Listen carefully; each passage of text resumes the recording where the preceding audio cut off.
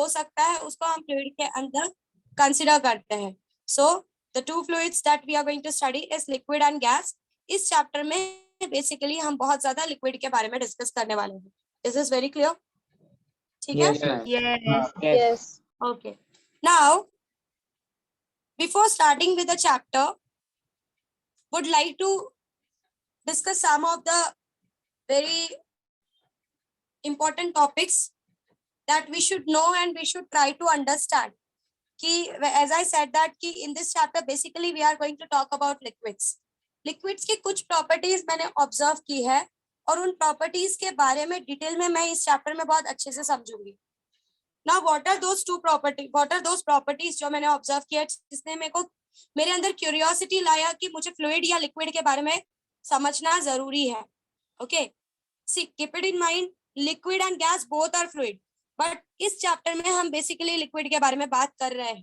Gas के बारे में इतना डिस्कशन यहाँ पर नहीं होगा क्योंकि गैस के बारे में हमने केटीजी में डिस्कस किया हुआ है ऑलरेडी. ठीक है. Now when I talk about liquid, क्या चीजें मैंने देखी है जिसकी वजह से मुझे लिक्विड की प्रॉपर्टीज को समझने के लिए क्यूरियोसिटी आया है.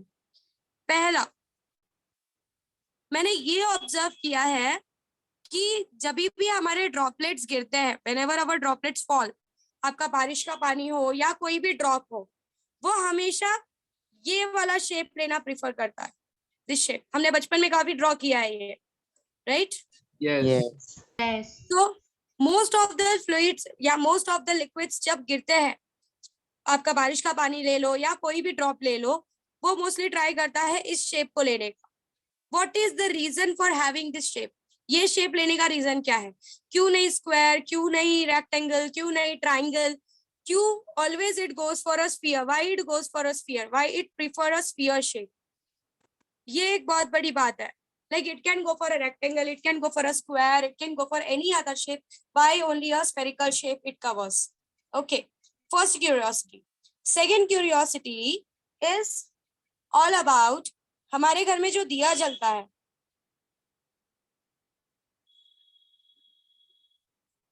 वो कैसे जलता है? Like this is the oil inside. ये उसकी wick है जो हमने अंदर तक डाली हुई है. और how it burns, ऐसा क्या होता है? मम्मी बोलती है कि जब तक उसके अंदर ऑयल है वो जलता रहेगा. दिस इज द स्टेटमेंट हम लोग ने काफी बार सुना है कि ये जो भक्ति होती है, ये जो दिया होता है, ये जब तक इसके अंदर ऑयल है कोई प्रॉब्लम नहीं है, वो जलता रहेगा, धीरे धीरे वो जल जाएगा पूरा. So how it Burns, what is the property of this दिया कि ये इजीली, अगर जब तक अंदर ऑयल है, आपका विक प्रॉपरली उस ऑयल के अंदर एंटर्ड है, तो आपका या फिर डिप्ड है, आपका दिया आराम से जलेगा. And the third curiosity that I faced about the fluid is when you see a surface of a bucket और उसके अंदर पानी है बिना डिस्टर्ब किया हुआ water, there is a water inside जो बिल्कुल डिस्टर्ब नहीं है. अगर आप उसको ध्यान से देखोगे ना, ऐसा लगेगा कि इसे स्ट्रेच्ड मेम्ब्रेन है. स्ट्रेच्ड मेम्ब्रेन मतलब आपको एक पतला सा लेयर देखने के लिए मिलता है. You can look it inside the bottle, water bottle also. ऐसा लगता है जैसे एक चद्दर जैसा एक लेयर ऊपर बना हुआ है. So what is this actually? ये क्यों बना है? हाउ? एंड सबसे बड़ी बात, इसी लेयर की वजह से some of the insects like spider और जो हल्के इंसेक्ट्स होते हैं, they can easily walk on the surface of the water. पानी के सरफेस पे वो इजीली वॉक कर पाते हैं, मतलब दे लिटरली वॉक. ऐसा लगता है उनको कि उनके लिए चटाई बिछाई हुई है. सो ये तीन क्यूरियोसिटी है जिसने मुझे फ्लूइड के बारे में समझने के लिए फोर्स किया है कि I need to understand liquid. I need to understand a fluid which is liquid. Are you understanding what I am saying? Yes, ma'am. समझा? Yes. Curiosity, why it always take a sphere shape. यही shape क्यों? Why not rectangle, why not triangle, why not, there are many shapes, star, क्यों sphere, spherical shape ही क्यों?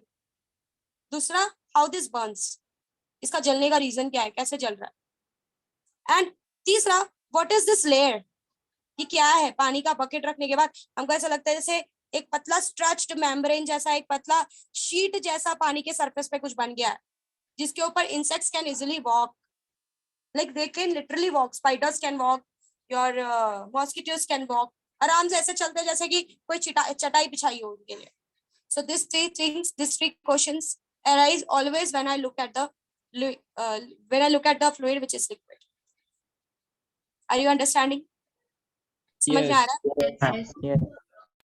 और सबके पीछे ये चैप्टर मुझे रिस्पॉन्सिबल आंसर देता है कि what is the actual scientific reason behind all this three things. और पूरा चैप्टर इन्हीं को समझाते हुए आगे बढ़ने वाला है. मेरे क्वेश्चन सबको समझे? क्या क्या है? Yes, Yes. ma'am. Yes. Yes, ma'am. Yes, ma'am. And see बच्चों, व्हाई आई लाइक फिजिक्स पता है?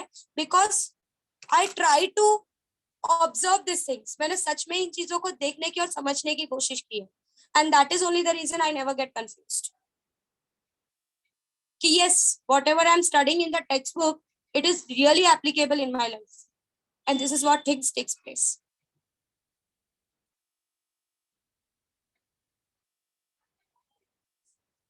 सोच पा रहे हो, समझ पा रहे हो मैं जो भी बोल रही हूँ? Yes, ma'am. And do you think इनमें से कोई भी ऐसा क्वेश्चन है जो वैलिड नहीं है कि नहीं मिस क्या आप भी कुछ भी बोल रहे हो?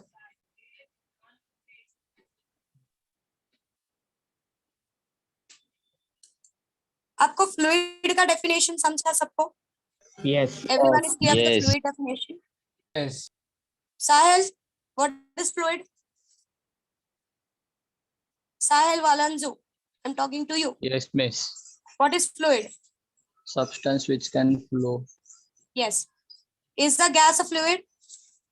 Yes. Okay. In this chapter, which fluid we are going to talk about a lot? Liquid. Okay. ठीक है. Okay. So धीरे धीरे इन तीनों क्वेश्चंस को आंसर करूंगी, बट थोड़ा टाइम जाने के बाद.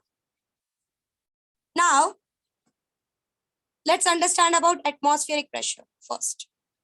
यहाँ से स्टार्ट करते हैं. कुछ इंट्रो जरूरी है, फिर मैं इन क्वेश्चंस को धीरे धीरे जब हम इस चैप्टर में बहुत अंडर करेंगे. सी चैप्टर बहुत प्यारा है और आगे के आप सारे चैप्टर्स बहुत प्यारे हैं. मतलब इरिटेशन वाला चैप्टर नहीं है. That I can say the most. Okay, ध्यान दोगे, समझोगे तो मेरी बातें बहुत अच्छे से समझ में आ जाएंगी. नहीं ध्यान दोगे तो always it will be a big confusion. The first thing that we are going to understand is atmospheric pressure, and of course it is all because of the gases. Ma'am आपने तो कहा कि हम लिक्विड के बारे में बात करेंगे. As I said, हम of course लिक्विड के बारे में बात करेंगे, बट कुछ चीजें हमको गैसेस की समझनी है. 3 to 4 टॉपिक्स. उसके बाद हम पूरी तरीके से लिक्विड में इन्वॉल्व हो जाएंगे, पूरी तरीके से. So first topic that we need to understand is atmospheric pressure. What is the normal atmospheric pressure on a body? 1 atmosphere. 1 ATM. 1 atm. Okay.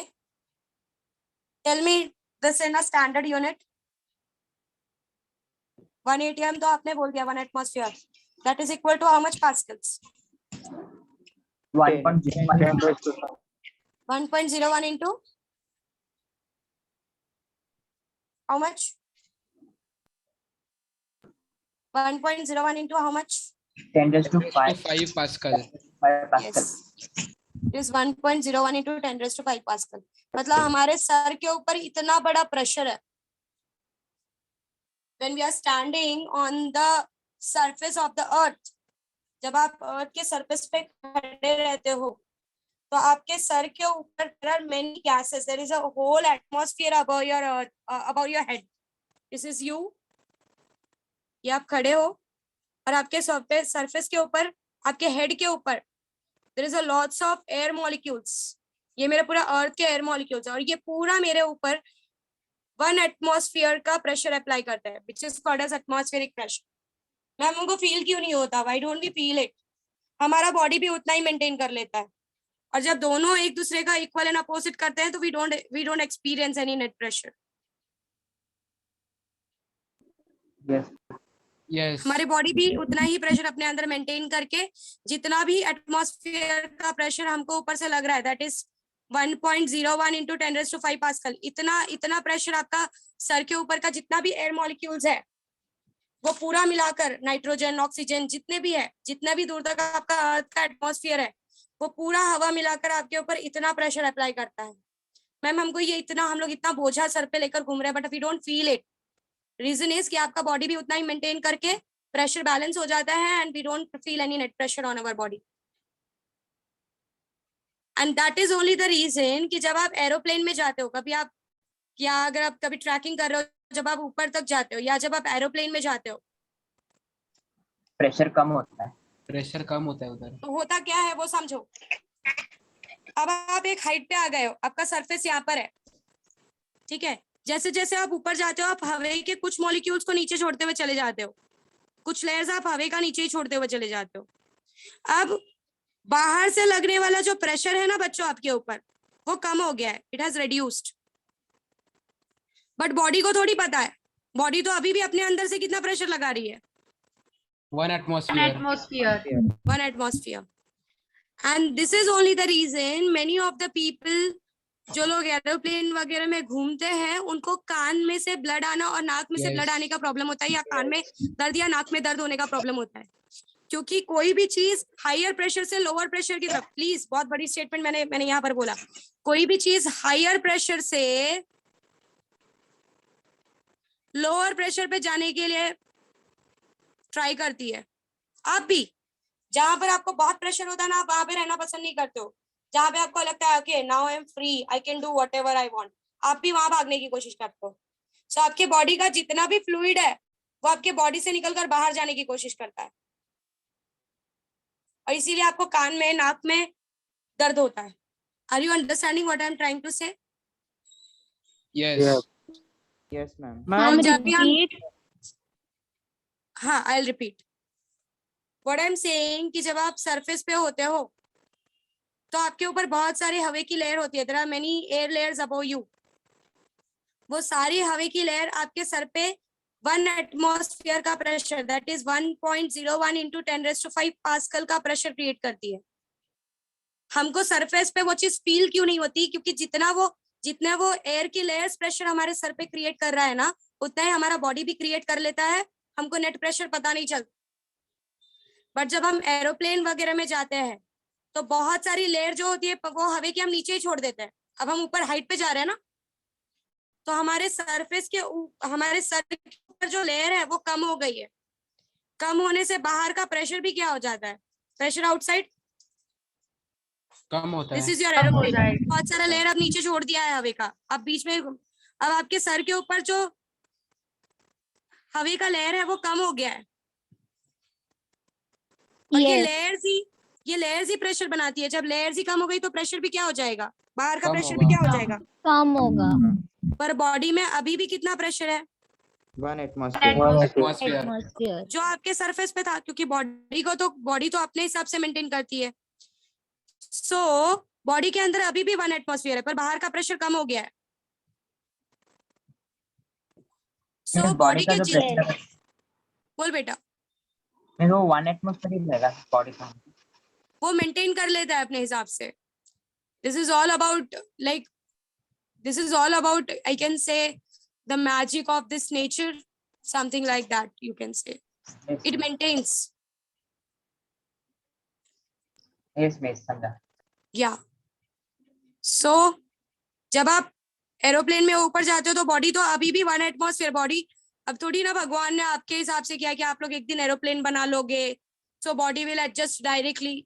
कुछ बॉडीज एडजस्ट कर लेती है, सबको ये प्रॉब्लम नहीं होता। कुछ बॉडीज सह लेती है चीजें कि ठीक है, जैसे ही वहां पे एटमॉस्फेयर प्रेशर कम हुआ, बॉडी धीरे धीरे जो लोग बार बार एरोप्लेन से घूमना स्टार्ट कर देते हैं ना, उनको ये प्रॉब्लम नहीं होती। ये प्रॉब्लम मोस्टली स्टार्टिंग के 3-4 टाइम में होती है। एक बार बॉडी को आदत लग गई कि ठीक है I am travelling with aeroplane many time, so धीरे धीरे you get adapted to it, फिर बॉडी अडैप्ट कर लेती है। जब आप ऊपर जाते हो आपके बॉडी के अंदर अभी भी 1 एटमॉस्फेयर है, पर बाहर का लेयर कम होने से प्रेशर भी क्या हो गया? कम हो गया। कम हुआ है। तो आपके बॉडी का जितना भी ब्लड है ना, जितना भी लिक्विड है, वो आपके जो भी ओपन एरियाज है जैसे कान, नाक, आंख, वहां से वो निकलने की कोशिश करते हैं और वो आपके कान पे प्रेशर अप्लाई करते हैं, जिसकी वजह से there is a problem in the ear. किसी को कान दर्द होने का प्रॉब्लम होता है, किसी को नोज से ब्लीडिंग होता है। आपको कॉटन दिया जाता है मोस्टली कि आप कान बंद कर लो करके। This happens. और ये सिर्फ एरोप्लेन में नहीं, इवन अगर आप माउंटेन्स पे हाइट पे जा रहे हो तो भी ये प्रॉब्लम होती है। Are you understanding what I'm trying to say? Yes, ma'am. Yes. Yes. I'm coming to the people again. Nidhi. Nidhi. Are you there in the batch? Yes, ma'am. Hello. I explained you something. क्या समझाया Yes. मैंने? Surface पे body में कितना pressure होता है? Ma'am वो height पे जाने से प्रेशर बढ़ता है. हाइट पे जाने से प्रेशर बढ़ता है? हाँ नहीं मतलब हमारे बॉडी के अंदर का प्रेशर लो होता है जिसके कारण मैंने ऐसा एरोप्लेन कुछ में भी नहीं ट्रैवल बोला. करने से मैंने एरोप्लेन ऐसा में कुछ भी ट्रैवल नहीं बोला निधि. हाँ बॉडी का प्रेशर कम नहीं होता. बॉडी का प्रेशर कैसे कम होगा? हाइट पे जाने से हम ये होता है. मैंने ऐसा कुछ नहीं बोला. I did not said something like this.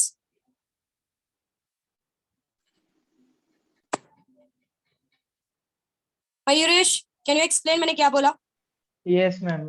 Body का Go सरफेस ahead. पे टेम्परेचर 1 atm होता है एंड जब हाइट पे Temperature. Sorry pressure sorry.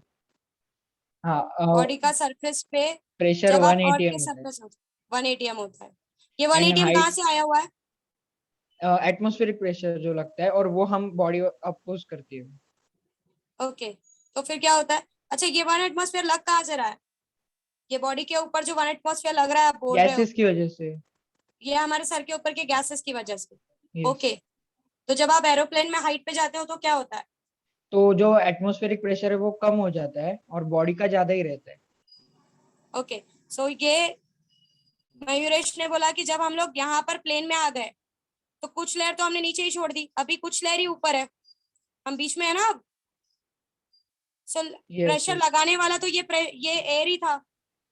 ये प्रेशर लगाने वाला एयर जब हमने नीचे छोड़ दिया तो सर के ऊपर रहने वाला एयर अब कम हो चुका है, जिससे प्रेशर भी क्या हो जाता है इस एयर से लगने वाला. कम हो जाता है. कम हो जाता है. कम हो जाता है. निधि कुछ समझा? Yes miss. क्या समझा?